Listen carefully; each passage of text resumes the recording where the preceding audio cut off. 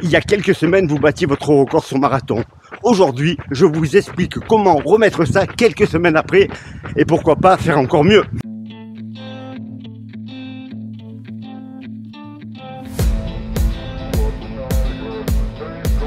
On va commencer par les points les plus difficiles. Quand on finit un marathon, c'est un gros soulagement. On a envie de se reposer. On a mal partout. On a envie d'attaquer le frigo. Avec tout ça, il va falloir y remédier. Le plus simple pour vous expliquer cela, je vais vous parler de mon cas personnel. Enchaînement du marathon de Berlin qui avait lieu le 25 septembre et celui de Valencia qui aura lieu le 4 décembre.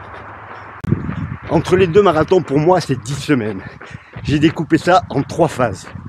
Une phase de récup, une phase de reprise et une phase d'entraînement. La plus compliquée, c'est la première. Celle qui suit le marathon. Celle où d'habitude, on se jette sur le frigo en se disant ça y est, je l'ai fait, je peux manger. Là, bien sûr, on va oublier tout ça. Moi, je m'accorde toujours 3 jours où je mange un petit peu ce qui me fait plaisir et je me remets directement au régime. Au niveau entraînement, la première semaine, pas de course. Moi, cette année, j'ai fait du home trainer tous les jours, une petite heure tranquille pour enlever les courbatures que je pouvais avoir.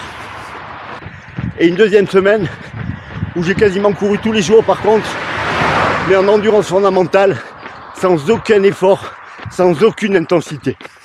Votre préparation au marathon précédent a été un succès. Vous pouvez vous dire, il me reste 8 semaines, je vais reprendre les 8 dernières semaines. Ce n'est pas ce que je fais. Je m'accorde 2 semaines de plus où je vais reprendre les allures, les séances du plan précédent, mais en les allégeant légèrement pour me remettre dedans progressivement. Si vous avez bien géré ces 4 premières semaines, vous devez déjà être en forme. Mais maintenant, vous êtes parti pour une fin de programme d'entraînement. Il va vous rester 5 semaines pour accumuler les séances, pour reprendre le plan marathon qui avait fonctionné la fois d'avant s'il a marché, ou pour le modifier s'il y a eu quelques petits soucis.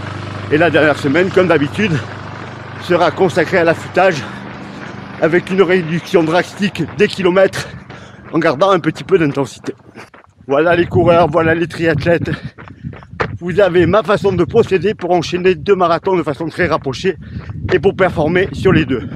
Je l'ai déjà fait plusieurs fois, notamment l'année dernière en 2021, où j'avais enchaîné le marathon de Paris et le marathon de Valencia. Et je n'avais que cette semaine. En attendant, pour performer, une seule chose à faire, allez vous entraîner, mais ça vous le savez déjà. À bientôt!